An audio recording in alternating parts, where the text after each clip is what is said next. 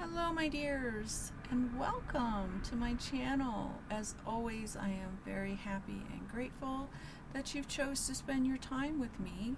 The ways you can support my channel: like the video if you enjoyed it, subscribe so I can appease the mighty algorithm and be seen by more people and hopefully help someone to make a decision either way on a deck, or click on the notification bell to be notified of when a new video comes out.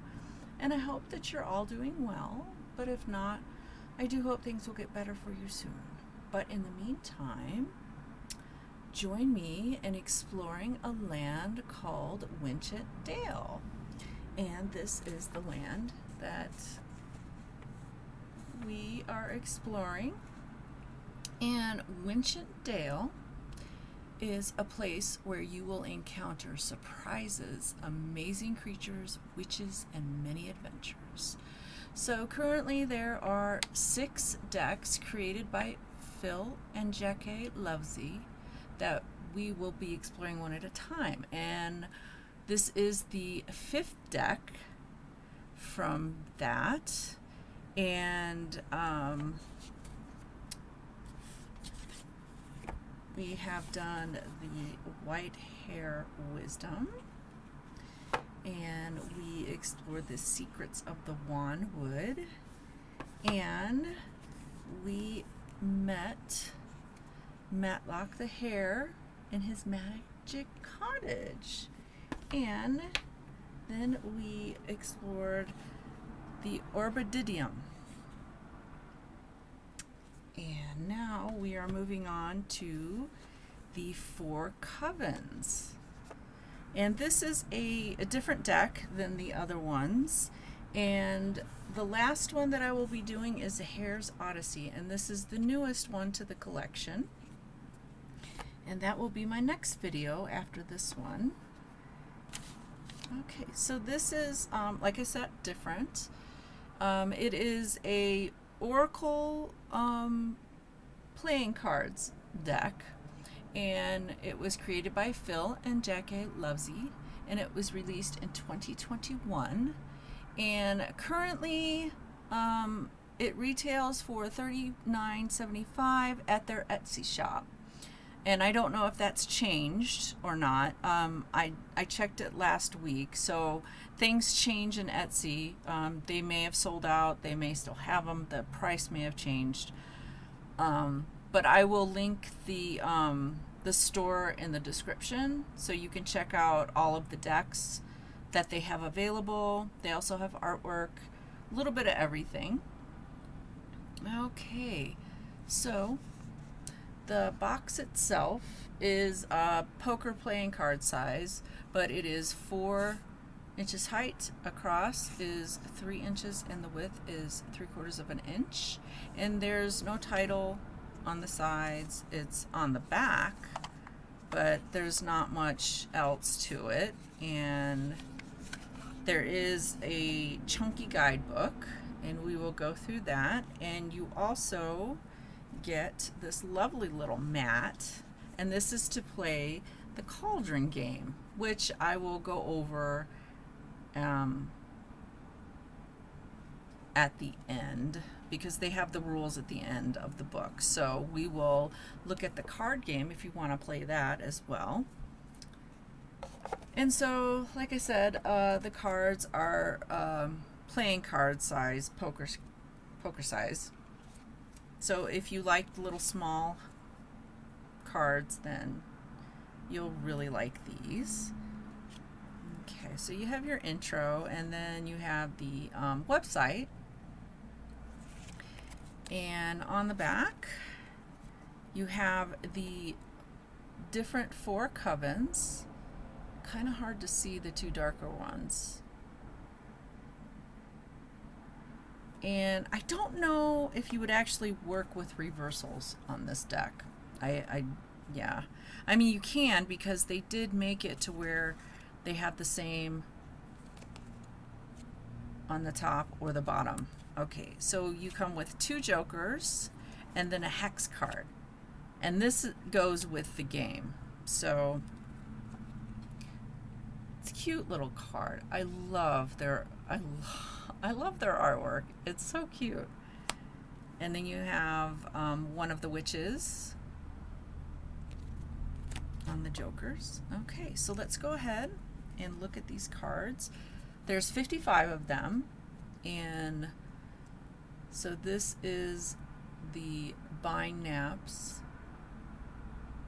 and as you can see it has the word, and the bind naps are the spades.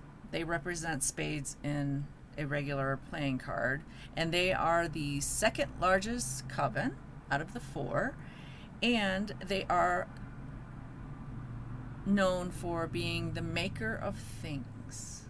Okay, so they have the little cobble pot, and they have little weapons and belts and stuff that they make. So they are the makers.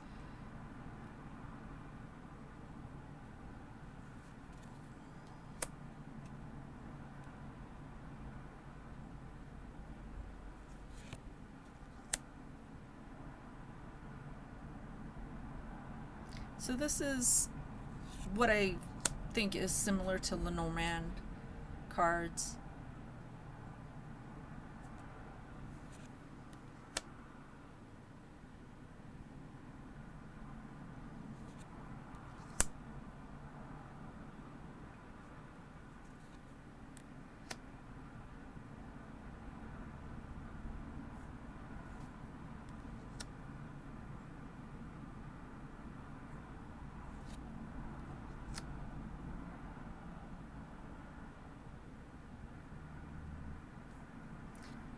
And when we get to the Jack, Queens, and Kings, oh, I forgot to tell you that the aces on all of the suits are the coat of arms for each of the covens. So we have, for the Jacks, we have familiars. And then for the Queens, these are all the seers of the covens. And then the Kings are priestesses. So this is the priestess of this coven. Okay, so next we are moving on to the Crooked Hats. And they are the largest coven, and they are also known for being the life of the party. And this is their coat of arms that represents them.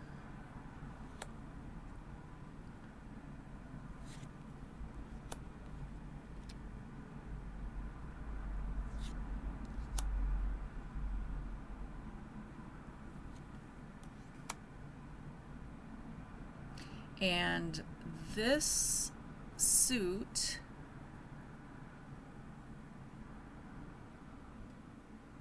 is the clubs that you know in playing cards.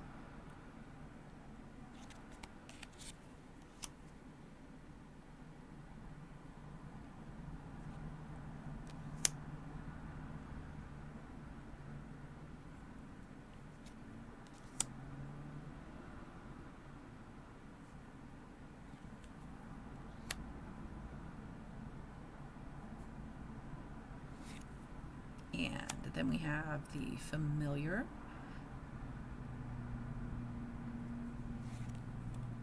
And we have the seer. I wouldn't even know how to pronounce that name.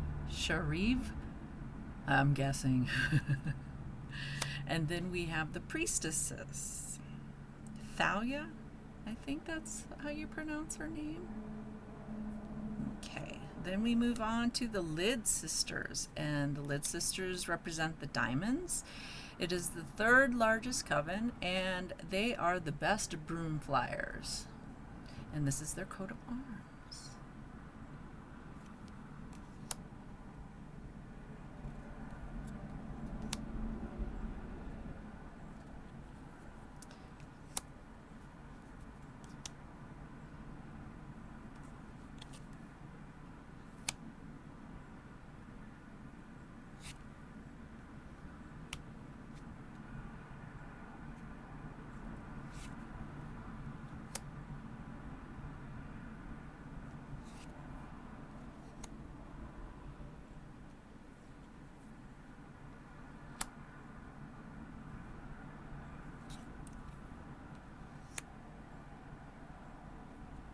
And then we have the familiar,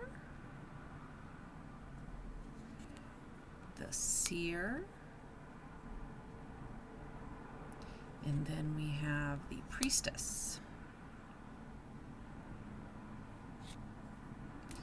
Then we have the last coven, which is the smallest, and they represents the hearts in the regular playing cards, and they are known for being the herbal go-tos. And this is their coat of arms.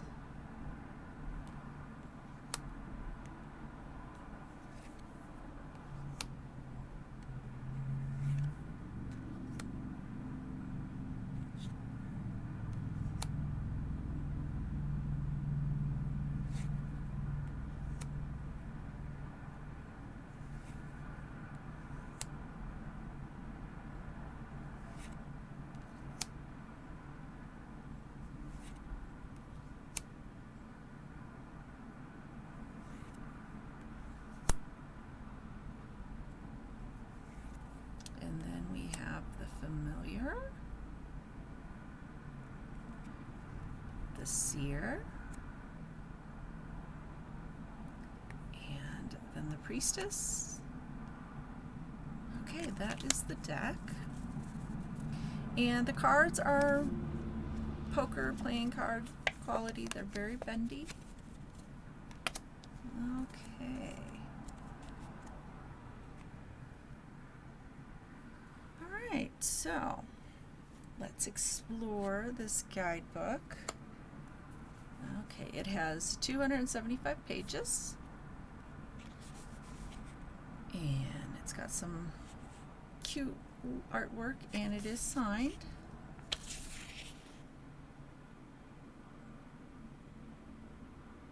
A little intro.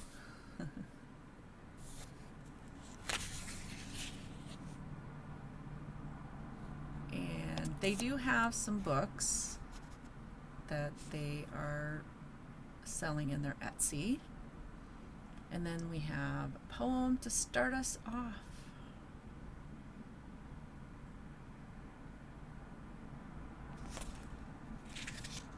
And then we go into the contents.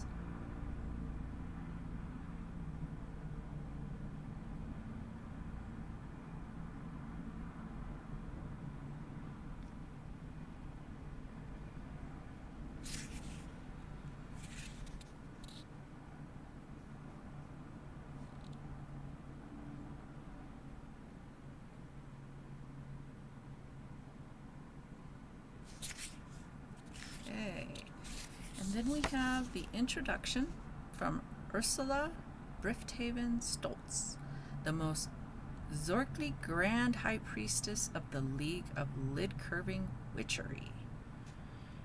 And then she introduces herself and tells you a little bit about things.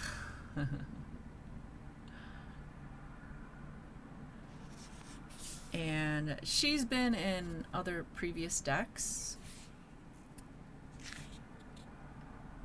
And then she goes on to explain. Let's see if I can open that up. And you can read that at your leisure. And then they introduce the game of Cauldron, and we'll go over that after we go through the deck itself. And then it tells you about the deck itself.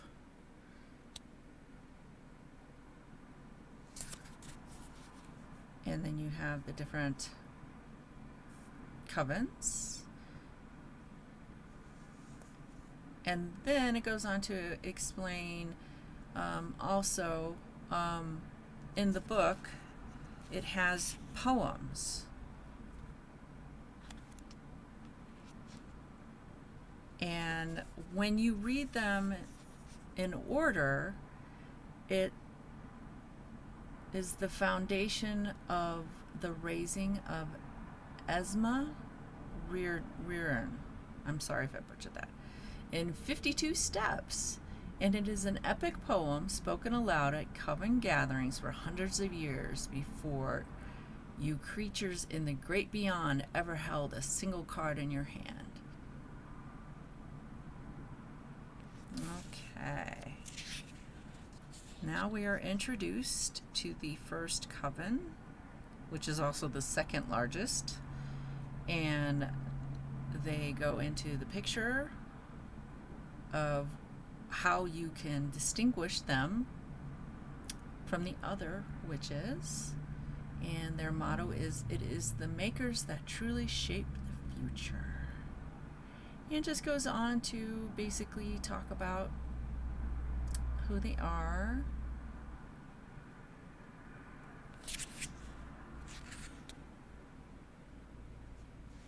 And gives you a little bit more information about that coven.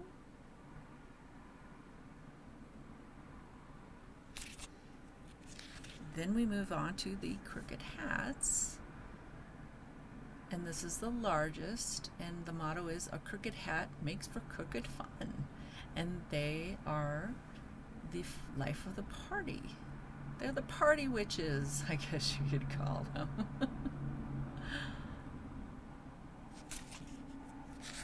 He goes into some more background.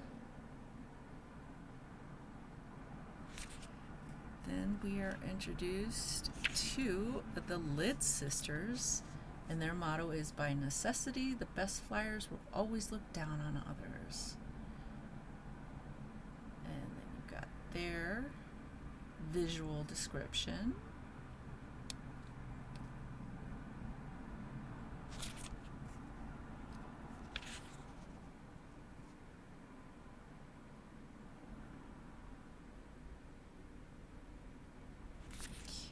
And then the last coven is the Earth Weavers, and their motto is, "That which the earth provides will be the most magical." And you've got visual of what they look like.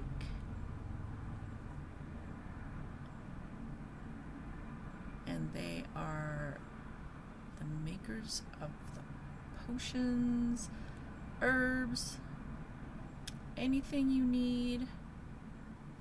They are the ones to go to.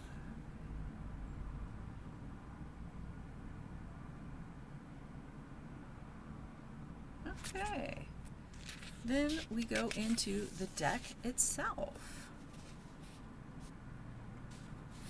And then it just goes into what I told you what it was about. The familiar, seer, priestess, and arms replace the Jack, Queen, King, and Ace.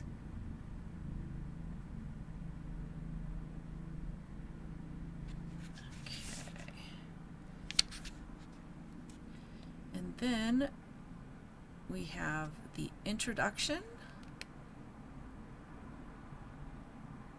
for the oracles, the oracle cards.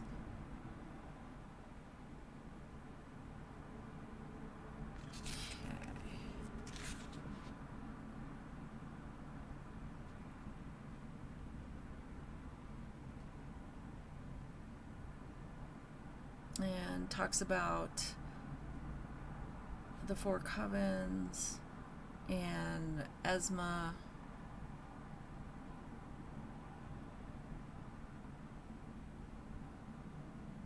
and talks about being Zortli. What does it mean? And then we go into what it means, and goes on to the background of the word,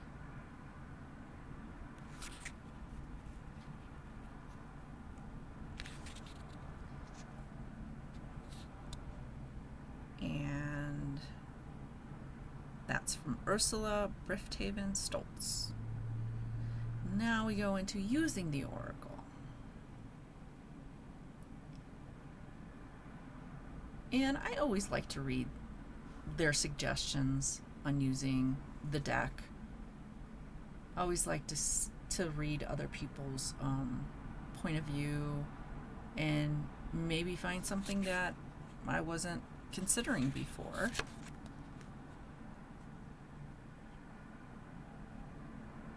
and then goes on to Jacqui and her method, and she gives you some questions that you can use.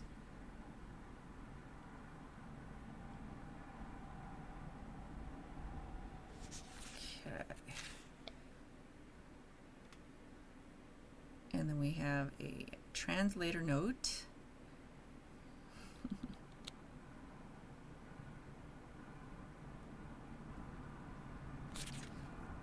And then we go into the poem, and we have the preface, where it starts you off.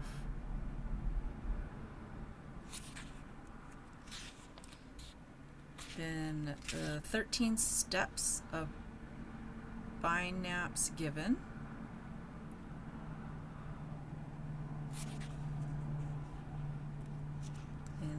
And then we go into the actual card descriptions. So it comes with the name of the card, and then it goes into the poem, and then it gives you at the end of it the meaning of the card. And that is pretty much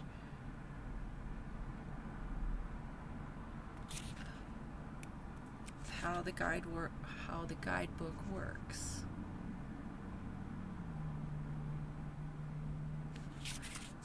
And it's the same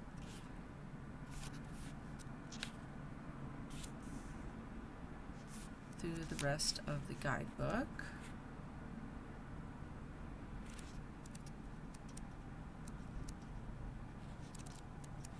And it is an interesting deck, I will admit that.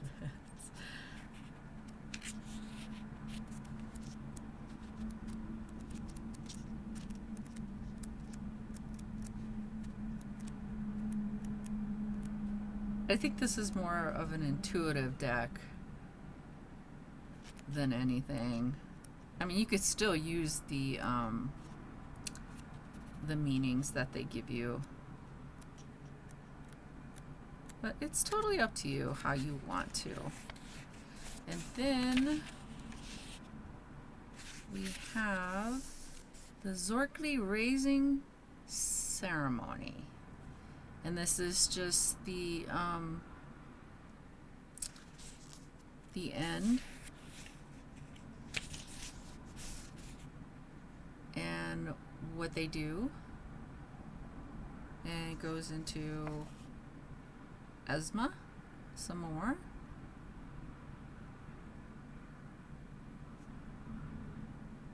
She was the first ever solitary to be raised to most Zorkli Grand High Priestess, and she ruled the League of Lid-Curving Witchery for the next 52 years. And this was documented by Ursula. Okay, so then there's also, in the cards, there are runes. They are the Raven Runestones. And it's, I don't know if I could get it in, but right here is the rune. And this goes into the background of the Raven Runestones.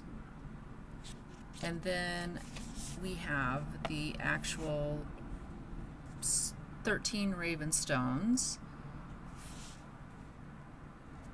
And there is the sun, the wand, the moon, broom, star, boat, heart,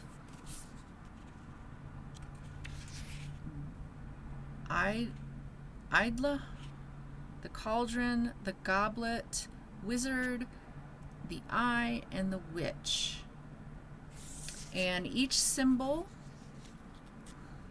let me mark my page here, is Yeah, it's really hard to see them, but yeah, it's in the corner. Yeah, they're really, really hard to see with my camera, but they're there. And you can also read runes with these cards. And then we go into reading the Ravenstones. And they just give you some guidelines on how you can read the stones. They have 3 methods that you can explore them with. And then we get a cute little picture of them actually doing the runes. Okay, so now we are going to go into the game of Cauldron. I'll put that aside. Okay, so get your little mat here, and then you have your hex card. Let me see if I can. There it is. Okay. So you put your hex card there, and the jokers are wild cards. They can be anything that you want. Okay, so you put the deck here, and Cauldron is a game as synonymous with lying, cheating, blagging, squabbling, and outrageous bluster as it is with the creature witches of the magical tales themselves. So basically, this is a bluff game. And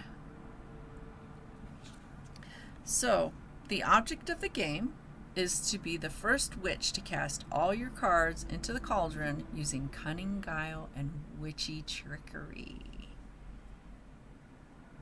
Okay, so setting up the game. Okay, so it's for 2 to 4 players, and this is where you put your cards. This is the hex card, and this is your deck of cards. Okay, so then you're dealt 10 cards. 2, 3, 4, 5, 6, 7, 8, 9, 10. Okay. Chanting and casting. Starting with the player to the left of the dealer, players then take in turns to cast either 2, 3, or 4 cards face down into the cauldron using the following chant. So you are to pair 2 of a kind, 3 of a kind, or 4 of a kind. And if you have 2 of a kind, let me see if I have 2 of a kind. Well, I should have mixed them up a little bit better. Okay, so say I have 2 7s. Okay, these are 2 7s. We're just going to do that. Okay, so I say, into the cauldron I will throw a pair of 7s. It's your go. And then you pick up how many cards you discarded. Okay? And then if another person thinks that you're lying, can call you on it. And they call Crooked Hat. And so the accuser turns over the cast cards in the cauldron. If they match the caster's description, then the accuser picks up all of the cards in the cauldron. So you could be on your last 2 cards and you're trying to get away with, oh, I have 2 7s, and you don't. And somebody can call you out on it because they know that they've seen all the 7s. And if they call you out, you have to pick up all of these cards in the middle. Okay, so then the little hex card. Okay, so it can only be used once in the game, and once it has been played, it has to be returned to the hex space. And so when you use the hex card, you can use it by shouting hex instead of crooked hat, and immediately after a fellow player has cast into the cauldron. At that point, the hexer is entitled to the caster's whole hand of remaining cards in exchange for their own. So you can play this card if you get it, and you can just basically hex the person in the, and basically who's ever hexed, if you have like all of these cards and that person only has 2 cards, they get all of these cards. So kind of a sneaky move.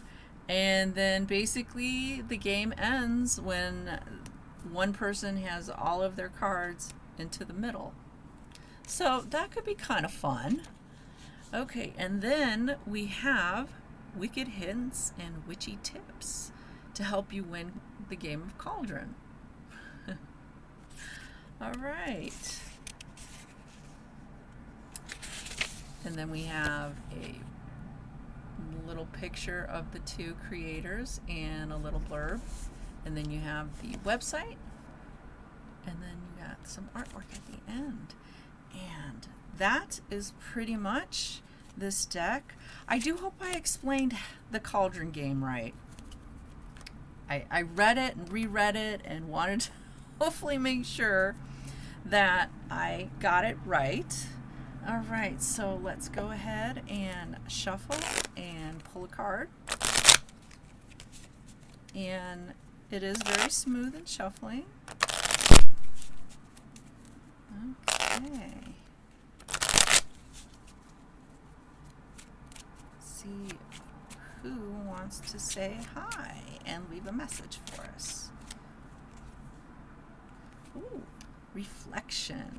Okay, so the 6 of Cauldrons.